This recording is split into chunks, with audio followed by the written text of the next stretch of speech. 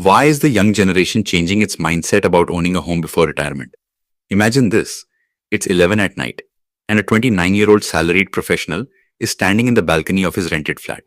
His monthly salary has just been credited to his account, but at the same moment, the rent message also flashes on his phone.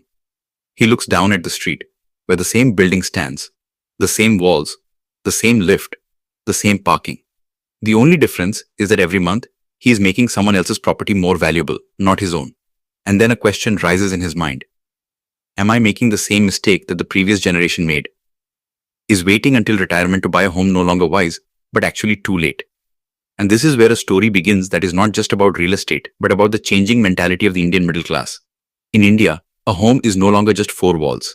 It is security, identity, social status, an emotional anchor, and for many families, the biggest achievement of life.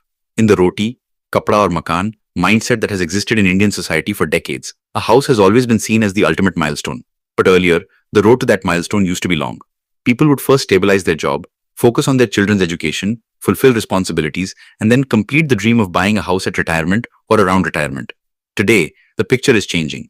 Now the young generation does not want to wait until retirement. It wants to buy a home early because it has started feeling that, if not today, then tomorrow it may become even more difficult. Behind this change, there is not just emotion, but economics too. According to Knight Frank India's 2025 survey-based report, in a survey conducted among 1,629 homebuyers across the top 8 Indian cities, 80% of respondents preferred home ownership over renting. And in the generational breakup, millennials were ahead, where 82% preferred owning, while this figure was 80% in Gen X and 79% in baby boomers. In Gen Z, the number stood at 71%, which may be lower, but still shows that the dream of ownership is very strong even among younger audiences. One thing becomes clear from this. The new generation does not see renting as a permanent lifestyle, but as a temporary phase. Interestingly, this same report also tells another hidden story. In the survey, 46% were people who already owned a home, but 34% were respondents who were currently living on rent and planning to buy a home in the future. This means that latent demand in India's urban housing market is very large, especially in cities like Bengaluru, NCR, and Pune. This desire to move from renting to owning appeared stronger. This means young earners are not just dreaming about a home, but are actively moving toward it. Now the question is, why has this change come? The first answer is inflation. Homes were expensive earlier too, but in today's urban economy, property prices, rent, commuting cost, lifestyle cost, and family planning, everything is changing so fast that youth has started feeling that delay itself is a risk. If property in a city is becoming significantly more expensive every 2 or 3 years, then the cost of waiting also keeps rising. Young buyers feel that if they start EMI today, then at least the payment is going toward their own asset, not toward the landlord's. The second big reason is the craving for stability. However flexible modern life may look from the outside, from the inside, it has become just as uncertain. Jobs are changing, companies are restructuring, cities are changing, rent agreements are becoming shorter, and permanence in urban life is reducing. At such a time, owning a home works like emotional insurance. That is why home ownership has now become not just an investment, but a symbol of mental security. In the Knight Frank survey too, the analysis of purchase motivations showed that overall, 32% of purchases were for first-time end use, while 37% of people said upgrading to a better home was the reason. This means that a house has now become not just a buying decision, but a part of lifestyle architecture. To understand the mindset of the young generation, one more change is important to see. Earlier, career first, house later. Now, career and home together. The modern salaried class, especially dual-income households, is now planning early. If both husband and wife are earning, loan eligibility increases, EMI feels manageable, and the desire to give a stable base to family setup also develops early. Marriage, children's planning, parents shifting in, work from home setup. All these factors are pushing early home buying.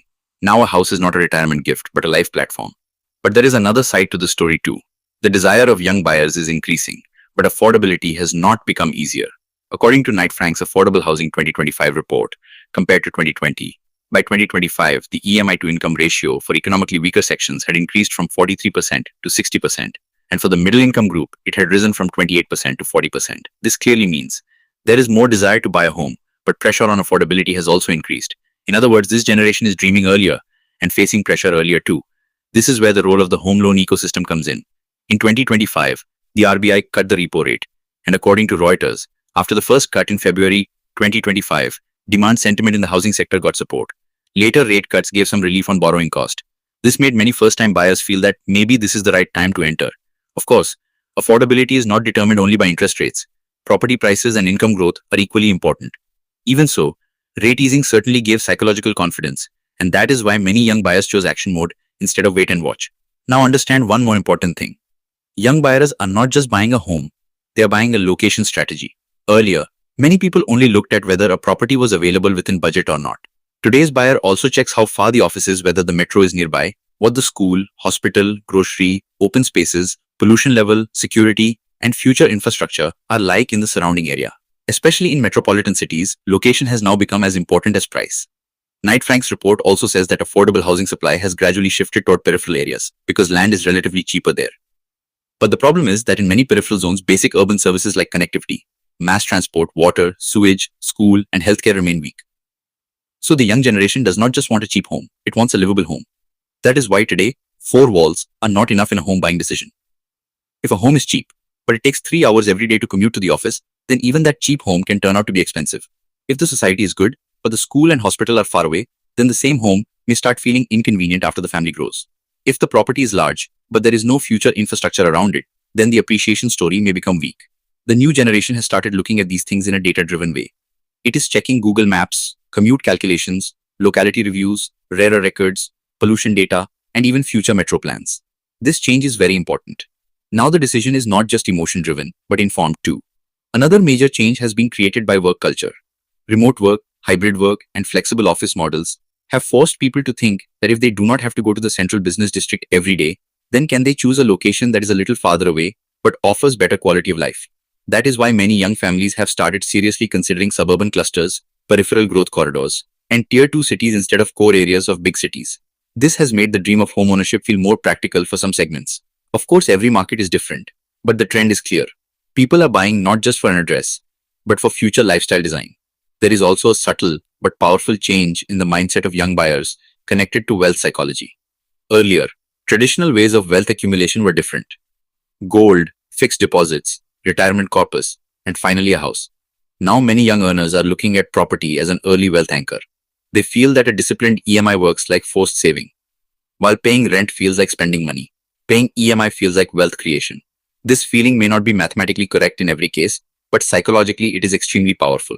And this very psychology is pushing them toward buying early. Still, the story is not so simple. Early home buying also comes with risks. If career mobility is high, there is a possibility of changing cities. Income is unstable, or there is no emergency fund, then buying a home early can also create pressure. Many young buyers enter the market with low down payments and long tenure loans, but later EMI burden, maintenance costs, furnishing expenses, registration charges, and unexpected expenses start troubling them. So the speed of the new generation is certainly impressive, but balancing it with financial discipline is equally important. There is also a structural challenge of affordability in India's housing market. According to Knight Frank, in the top 8 cities, the share of affordable housing launches, that is, units priced below 50 lakh rupees, was 52% in 2018, but by 2025 it had fallen to around 17%. Such a sharp decline points toward increasing supply-side difficulty for entry-level buyers. In other words, there is demand, there is aspiration, buyers are ready, but suitable stock is becoming scarce. When supply is tight, both prices and pressure increase. And that is why young buyers are feeling the urgency of "I have to buy now" even more strongly. Social change is also working behind this urgency. In the Indian middle class, the definition of success is now changing. Earlier, a stable job and children's education were considered the biggest achievements. They still are, but along with that, own home has become a visible proof of progress. Social media has amplified this feeling even more. New keys, Griha Pravesh, first home, home tour. These milestones are digitally celebrated. This also increases peer comparison. When people of the same age group are seen buying homes, other young people also start feeling that they should not be left behind. Sometimes this emotional pressure becomes positive motivation, and sometimes unnecessary haste. Another interesting trend is that of family dynamics. Earlier, parents used to tell children, first get settled, then buy a home. Today, many parents themselves are encouraging their children to buy property early. The reason is clear. They are afraid of property inflation. They feel that if they help with the down payment today, then the children will be more secure in the future. Some families are adopting an intergenerational support model where parents contribute partial funding, children take care of EMI, and the family creates an asset early. This is making the homeownership journey of the young generation begin earlier than before. It is also true that not all young buyers are chasing luxury. Many buyers are driven by practicality. They want a 2 BHK, but with good ventilation. They want reliable water supply more than a clubhouse. They want a safe neighborhood more than a designer lobby. They want legal clarity more than a speculative promise. And above all, they want a home that is manageable in today's budget and functional for tomorrow's family life. This pragmatic mindset is quietly reshaping the Indian urban housing market. If we look at the broader national picture, the scale of housing demand is enormous. According to Knight Frank's Affordable Housing 2025 report, by 2030 India's cumulative housing demand could reach around 30 million units, and 22 million additional units may be needed, of which around 79% demand could come from EWS and LIG households. This means housing is not just a personal dream, but also a national development challenge. Urbanization is growing, migration is continuing, and families want better living standards. In such a situation, the early homeownership trend of the young generation is making the future demand curve even stronger. But perhaps the most emotional aspect of this trend is that a home is no longer just security for old age, but is becoming confidence in youth. When a young couple or a young professional has their own home, they feel a sense of rootedness in life. They take career change risk with more confidence. They think about family planning more comfortably. They can decide to bring their parents to stay with them. They can place children's schooling, daily routine, and long-term life design within a stable structure. In other words, a home shapes decision-making capacity more than just providing walls. If our video has taught you something new, do not forget to like and share this video so that this information can reach others as well. Your likes and shares are a source of inspiration for us. If you have any questions or suggestions, please let us know in the comments. It will be our honor to answer your questions and listen to suggestion. And yes, if you like our content, subscribe to the channel and press the bell icon so that you stay connected with every new story.